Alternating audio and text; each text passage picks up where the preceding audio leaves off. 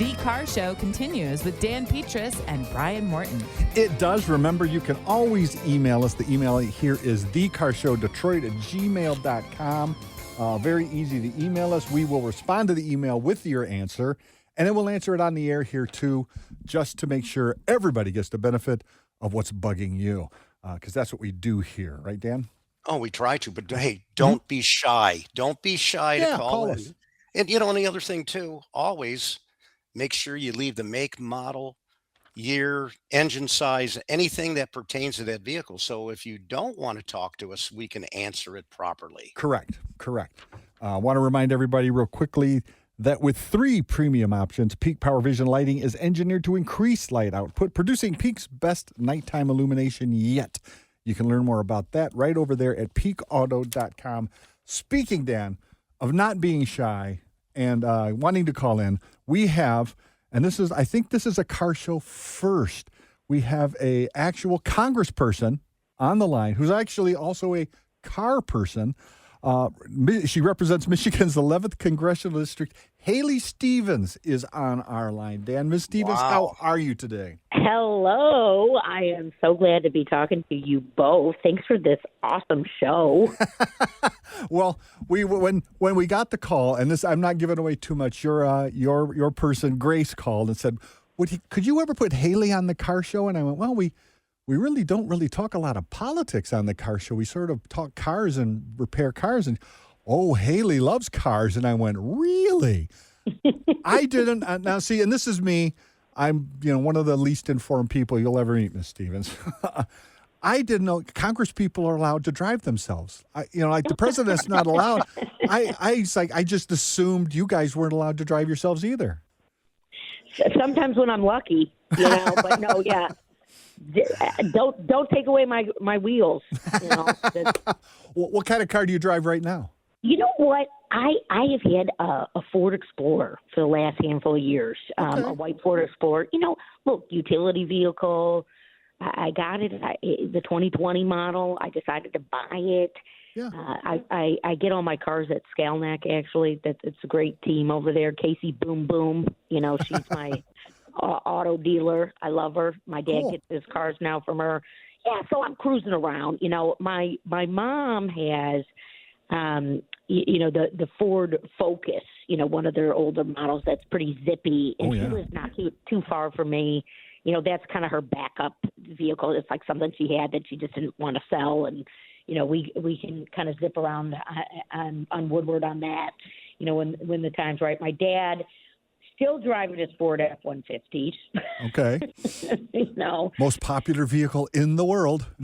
Yep. He loves it. He's all over Michigan roads on that car. So, and he still wants to pick me up for church. Okay. Well, that's nice. There's nothing wrong with that. Yeah, not at all. Unless you have trouble getting up in that F-150, because sometimes I'm a big guy and I have trouble getting up in those cars. That's the most fun part of it, though. Get a little stool, climb up in. Yeah. What was the first car you ever owned? Well, my first car was the Cutlass Supreme. It was a '94 model. I love that thing. Even then, I got it in like the early 2000s, and it even felt vintage. Had these maroon leather seats. It had the tape deck in there.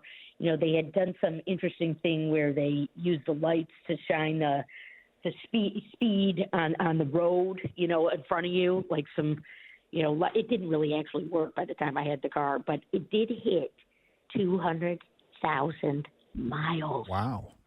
And I'm going to tell you, I'm a teenager, right? I'm 19 years old or something when it hits 200,000 miles, and I got out of the car and ran around it 3 times. I was with friends. I said, guys, we got to mark this. This is, to your listeners, this was before the smartphone, Yeah, so, yeah. Well, the one thing I'd like to mention, too, getting 200,000 miles on that car shows that proper maintenance was performed, and that's why you ended up with 200,000 miles on that vehicle. That always makes a difference. True, look, I will tell you, that car was, discontinued. We all know what happened to Oldsmobile. It was discontinued by the turn of the century here. But gosh, you'd still see those cars on the road. And it was like just someone driving a classic car. I mean, that was their vehicle. And mine was just like this. It was a violet shade, which was beautiful. And I loved the back of it. I have pictures of myself hugging the car.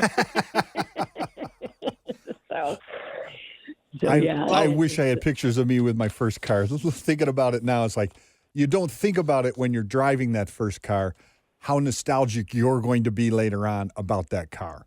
Well, Brian, what I wanted to add, that looked kind of funny too, because that was a little Tykes car, wasn't it? The little child car at the time. Yeah, she's not that old to have an old car like that.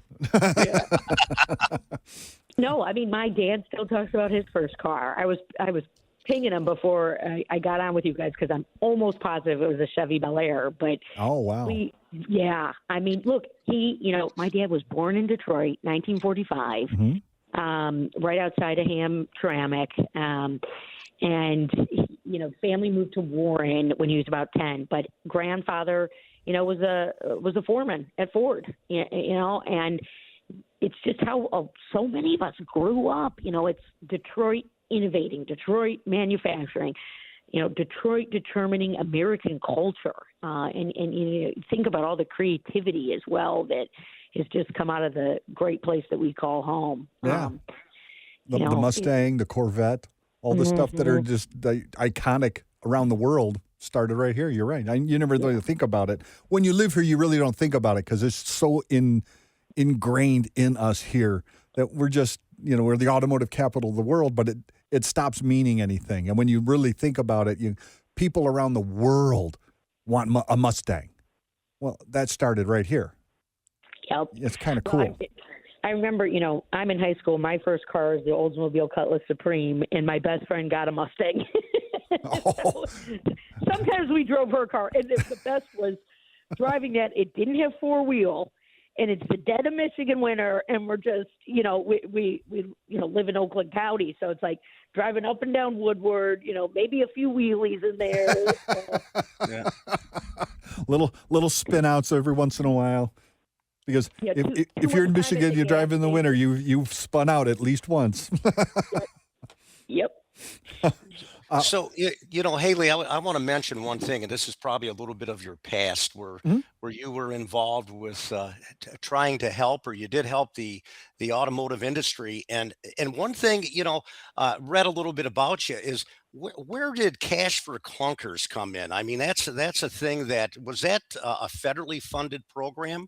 I remember that, it's been a while ago. Is there something that you could hit on that a little bit? Yeah, sure. So, look, I had worked on the presidential campaign for Barack Obama. I was just a kid not too long out of school. Not really a kid, but, I was not too long out of school. I was there when he won. I worked on his transition team.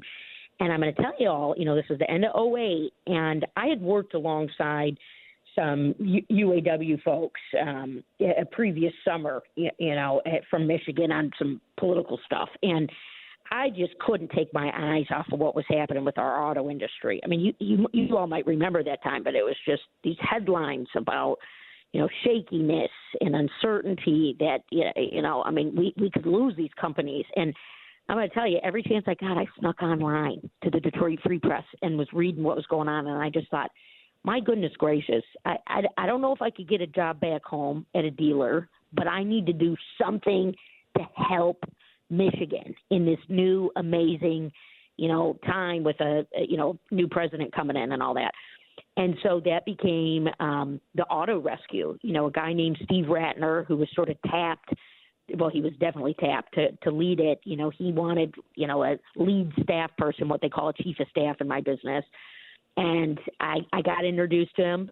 He liked my background. And part of this was, guys, is that there was ethical constraints, right? Meaning we couldn't hire somebody right out of industry to come in because there was a cash injection into General Motors and Chrysler in particular, and it was really surreal. Like I was taking the phone calls from people back home. I just told the operator, I said, hey, I'm the person for Michigan on this team. And, the suppliers, of course, paid on receivable. So worried. It ended up being a managed industrial bankruptcy, something that, alongside the auto workers, we all made it through. And there's this incredible story still coming out of the place that we call home with the auto industry. But in terms of cash for clunkers, the reason that policy got designed, and yes, it was an incentive program, is that it was designed to increase sales because sales were so low at that time. I mean, we were at a 9 SAR or something along those lines. So, it was just a thought: trade in your vehicle and get something else that's got a better mileage. Ms. Stevens, could we keep you through the break here? Sure. All right, hold on. We'll be right back.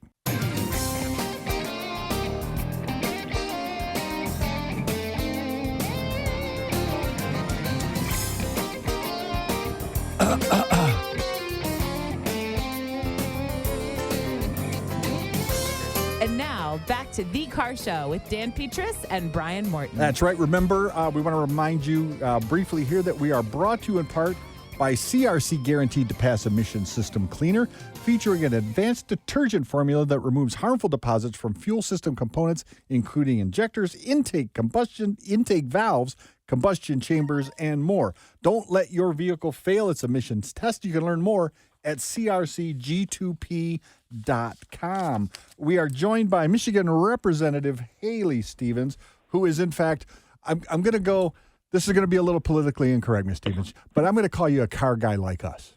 That's an honor.